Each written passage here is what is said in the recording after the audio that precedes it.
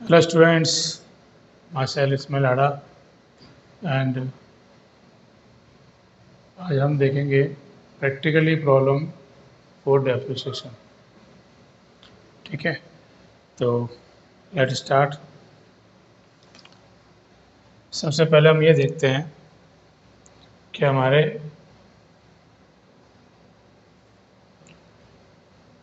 Method कितनी है। तो मेथड जो है, method of valuation of depreciation 10 method है। कितनी है? 10 मेथड्स। लेकिन आपके कोर्स में सिर्फ 2 है, तो आपको 2 ही लिखना है। ऐसा नहीं कि आप 10 लिख दो, कहीं पढ़ के आए हो या ऑनलाइन पढ़ लिया कहीं और से, तो वो 10 बताएंगे और हम 10 में चले जाएंगे। नहीं, बहुत सारी मेथड है, 10 मेथड्स है, लेकिन हमारे कोर्स में सिर्फ और सिर्फ 2 मेथड है। नंबर 1 फिक्स इंस्टॉलमेंट मेथड, जिसका दूसरा नाम है ओरिजिनल कॉस्ट मेथड। दूसरा डिफरेंशियल बैलेंस मेथड, तीसरा है रिटर्न डाउन वैल्यू मेथड। ये इसके 2 नाम है। ठीक है, तो फिक्स इंस्टॉलमेंट मेथड का मतलब ये है कि जिस टाइम आपने कोई असेट्स परचेज की है, ठीक है, और उसकी जो एक्सपेंस भी है तो उसकी कॉस्ट में ऐड हो जाएंगे। वो जो वैल्यू आती है उस पर अगर आप क्वेश्चन में रेट दे रखी है तो उस रेट से उसका डेप्रिसिएशन निकालेंगे पूरे साल का, और वही डेप्रिसिएशन एवरी ईयर जब तक कि इसकी बुक वैल्यू 0 नहीं हो जाती तब तक वही वैल्यू चलेगी। ठीक है, और दूसरा है डिफरेंशियल बैलेंस मेथड। इसमें क्या होता है, पहले साल तो जो परचेज किया उस पर लगेगा, फिर हर साल डेप्रिसिएशन लेस करने के बाद जो बुक वैल्यू बचेगी, तो जो बुक वैल्यू बचती है उस पर अगले साल पूरे साल का डेप्रिसिएशन चार्ज होगा, या जिस डेट को बेचते हैं तब तक का डेप्रिसिएशन चार्ज होगा। तो ये एवरी ईयर ऐसे ही रहेगा, और इसमें हर बार नया जो बैलेंस आएगा उस पर डेप्रिसिएशन चार्ज करते जाएंगे, रेट लगाते जाएंगे, और ये ऐसी कार्यक्रम चलता रहेगा। फिर हम वापस आते हैं फिक्स इंस्टॉलमेंट मेथड या ओरिजिनल कॉस्ट मेथड।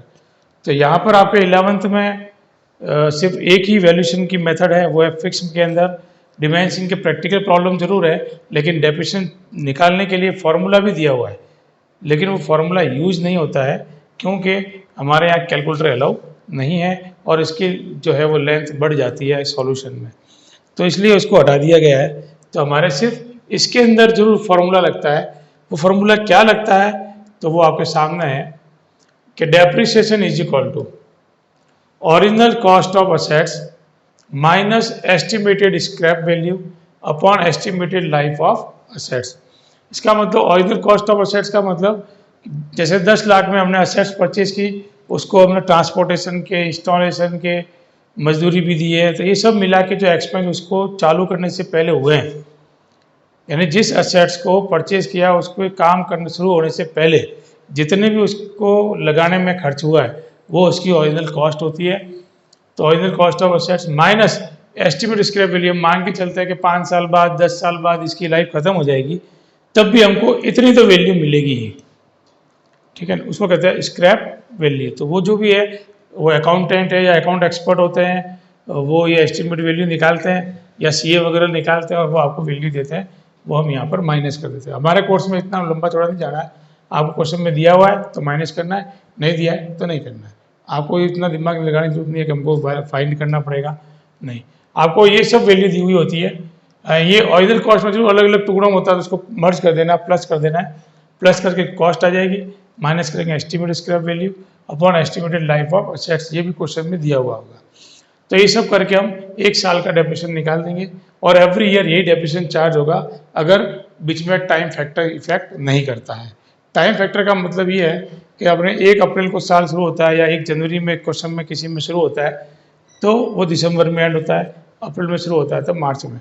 बीच में कभी कोई नई असेट्स परचेज की है तो परचेज डेट से लेकर एंड ऑफ द ईयर, बीच में हमने कोई असेट सेल की है तो बिगिनिंग ऑफ द ईयर से लेके सेल की डेट तक, ये अलग से टाइम निकालना पड़ता है, उस टाइम का डेप्रिसिएशन हमको निकालना पड़ता है, वैल्यूएशन करनी पड़ती है। एक एग्जांपल करेंगे उसमें बता देंगे।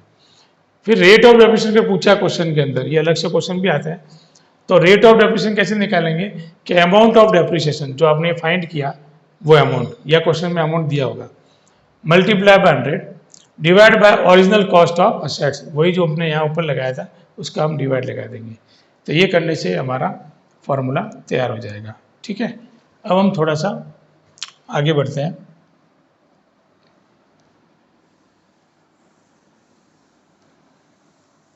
फॉर्मूले को हटा देते हैं कि मैंने एक क्वेश्चन पहले से आपको बोर्ड पे लिख रखा है, उस क्वेश्चन को हम सॉल्व करेंगे।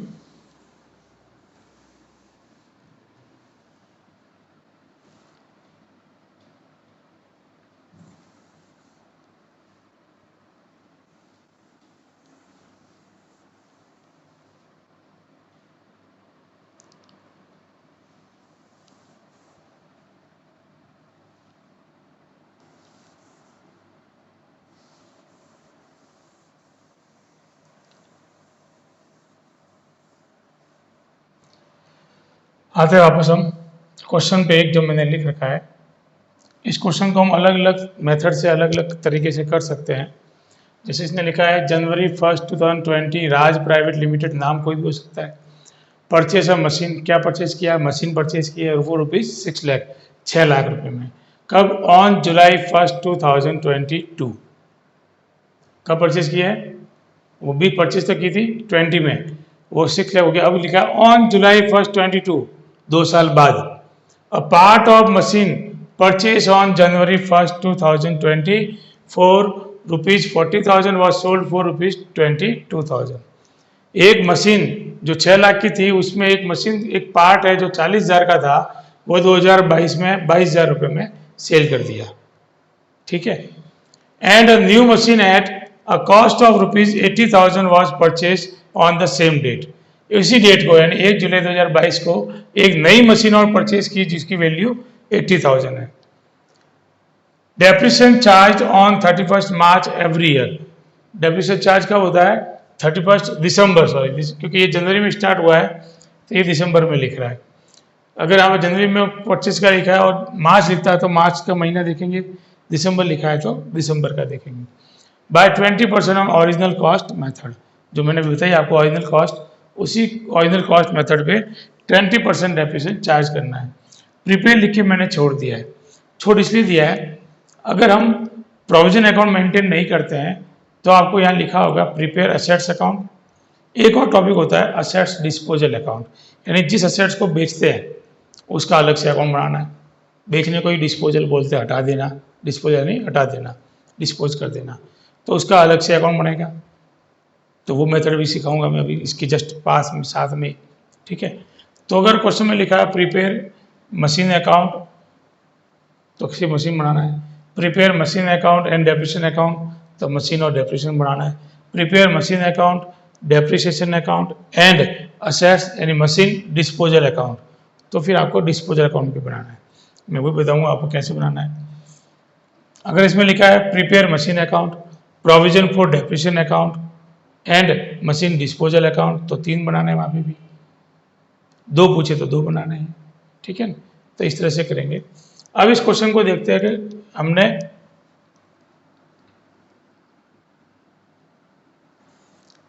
पहले हम फॉर्मेट बना देते हैं।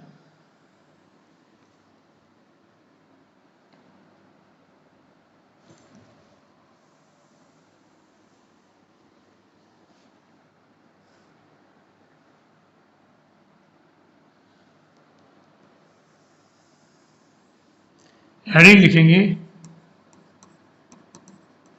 मशीन अकाउंट, जैसे मैं बताया था वैसे ही आपको कॉलम बनाना है इसमें।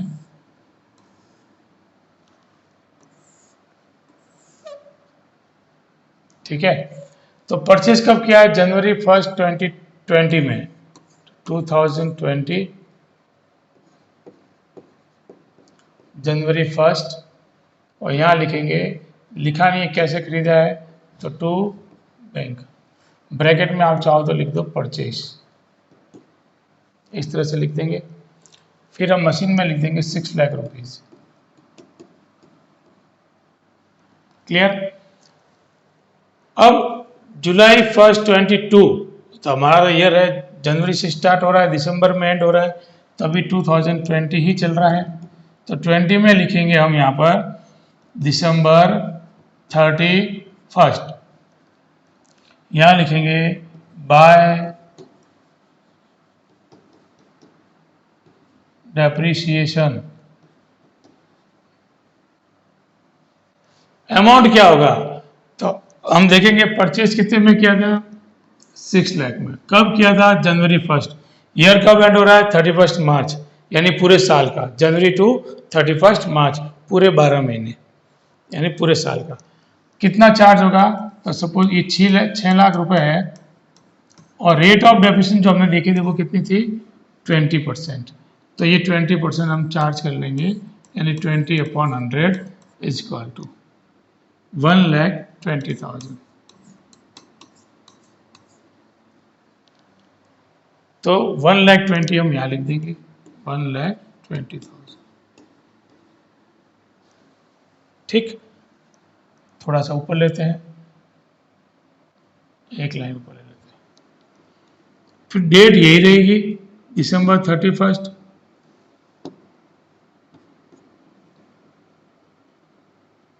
ठीक है, और यहाँ क्लोज कर देंगे, लिख देंगे 6 लाख, यहाँ पर भी क्लोज कर देंगे, लिख देंगे 6 लाख। बैलेंस आएगा वो होगा 4,80,000। कहाँ से आया? 6 लाख माइनस किया 120, अब पे आ गया 4,80,000। इसको हम बोलेंगे bye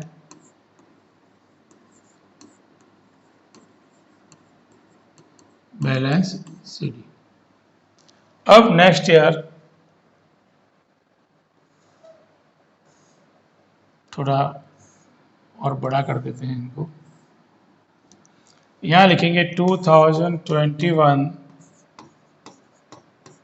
January 1 to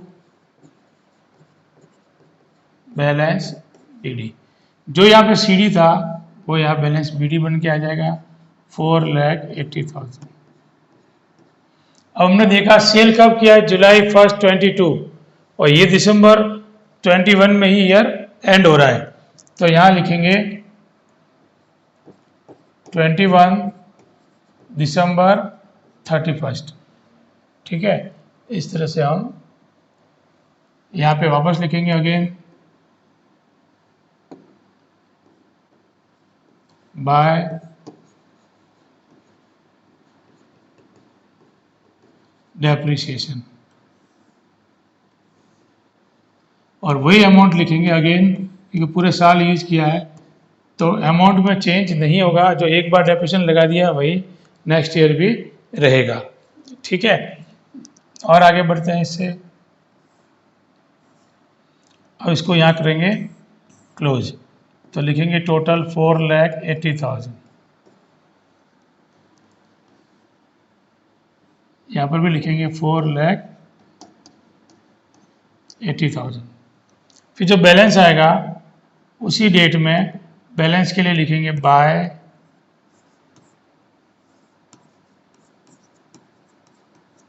balance CD, और इसमें से ये लेस कर देंगे तो बैलेंस सीडी आया 3,60,000। ठीक, अब 22 का जिस समय सेल किया है उस समय क्या होगा?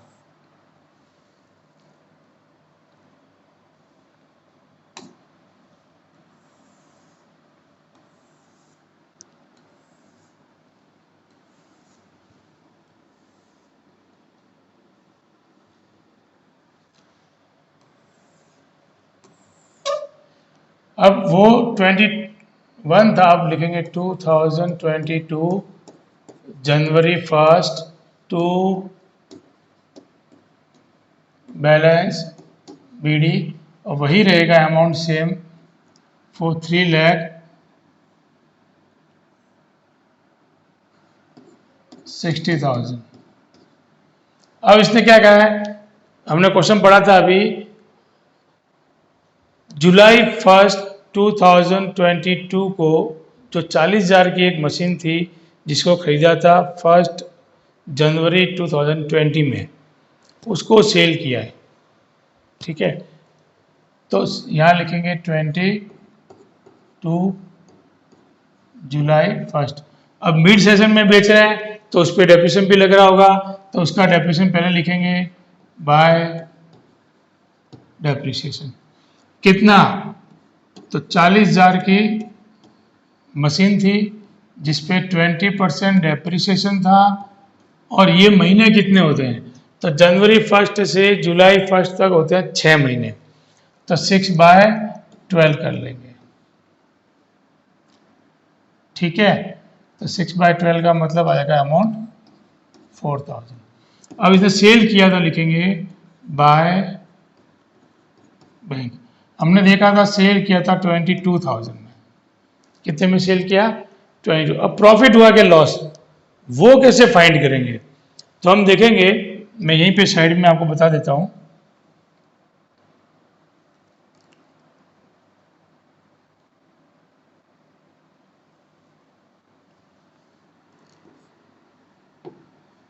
फर्स्ट जनवरी 20 में जिसको 40,000 में खरीदा था, उसकी 1 जनवरी 21 में वैल्यू कितनी थी, तो इसका 20% कितना होता है, 20% होता है 8,000, वो माइनस कर देते हैं हम,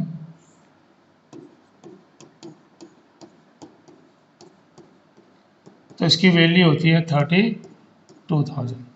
फिर 1 जनवरी 22 को इसकी वैल्यू कितनी होती है, तो जो 32,000 वैल्यू बची थी, इसमें से माइनस करेंगे अगेन 8,000,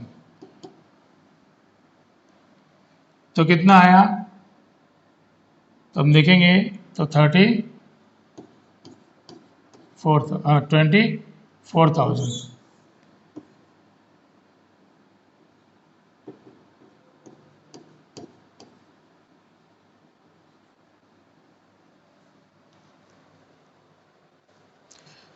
अब जिस दिन सेल किया इस बैलेंस में 3,60,000 में ये 24,000 की वैल्यू इंक्लूड है। हमें क्या करना है, इसमें से इसकी वैल्यू को बाहर निकालना है। तो लेकिन जुलाई 1 को क्या वैल्यू थी, वो भी तो हमको देखना पड़ेगा। तो जुलाई 1 को इसकी वैल्यू हुई 24,000 माइनस हमने वहां पे कितना डेप्रिसिएशन लगाया था 4,000, तो वैल्यू हुई 20,000। 20,000 की असेट्स को सेल किया है 22,000 में, तो प्रॉफिट हुआ कि लॉस, सामने दिख रहा है। 20 की चीज को 22 में बेचा है, तो वो प्रॉफिट हुआ, तो प्रॉफिट हमारे डेबिट में आ जाएगा। लिखेंगे जुलाई 1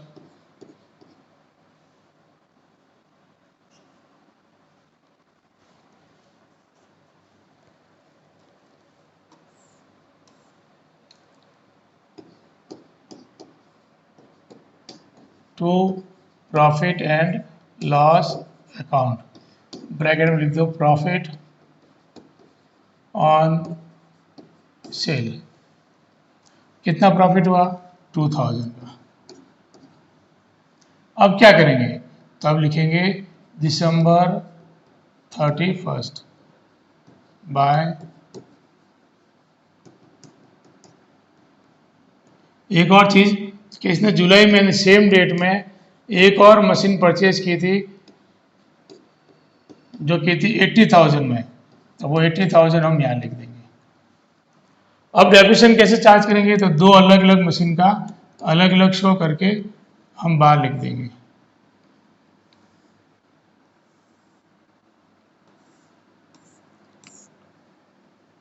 ठीक है, और फिर टोटल करके लास्ट में बैलेंस निकाल देंगे और उसको बोलेंगे बाय बैलेंस सीडी। तो टोटल कर लेते हैं पहले, तो 360 और 80 442,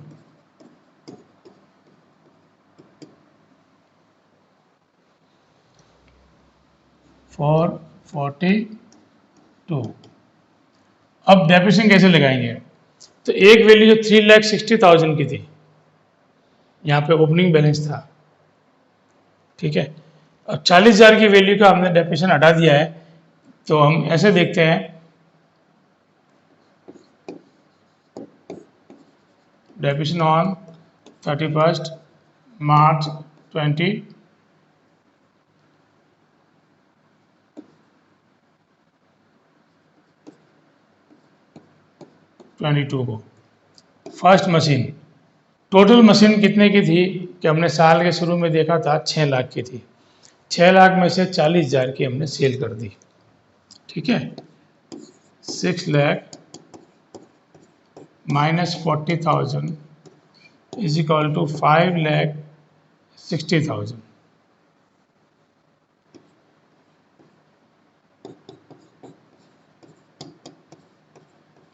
इसका 20% निकालेंगे।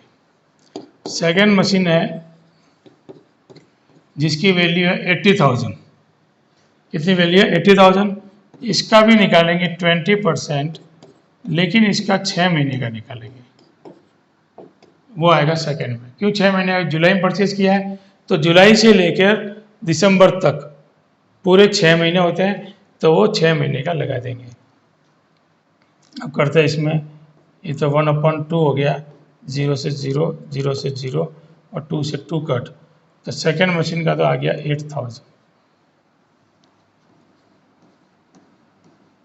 इसमें पूरे साल का लगेगा 20%, तो निकालो।